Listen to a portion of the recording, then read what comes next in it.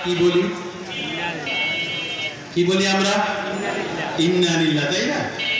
হাফিজ হুজুর রহমাতুল্লাহি আলাইহির কাছে যখন সংবাদ দিল শেখ মুজিবকে মারা হয়েছে, হত্যা করা হয়েছে, হাফিজ হুজুর রহমাতুল্লাহি আলাইহির জবান থেকে বাইর হইল আলহামদুলিল্লাহ আলহামদুলিল্লাহ আলহামদুলিল্লাহ, জালেম খতম হয়ে চুকা।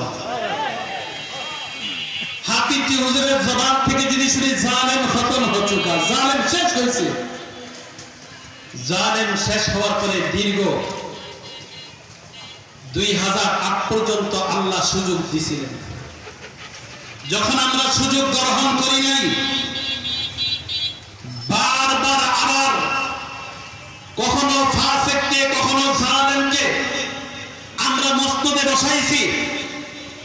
মহান আল্লাহ সুযোগ দিয়েছেন, কিন্তু সুযোগ যখন গ্রহণ করে নাই মুসলমানেরা, 2008 এর পর থেকে আবার আরেক জালেম দ্বারা করা গিয়েছে মুসলমান, তারা বুঝ কেমন জালেম তাদের উপর চড়াই দিয়েছে।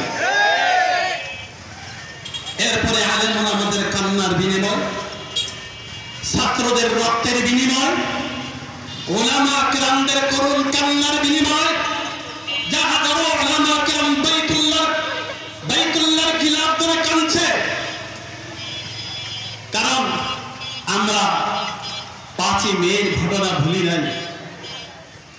এর আগে তো বহু হত্যা হয়েছে, কিন্তু যেখানে সংসদের ভিতরে গণভবনের ভিতরে কোরআনে হাফেজ থাকার কথা ছিল, সেখানে হাফেজদের বুকে না নিয়ে হাফেজদের বুকের ভিতরে গুলি ছড়ছে, আর হাজারো হাফেজরা কান্নাকাটি করছে আল্লাহর দরবারে।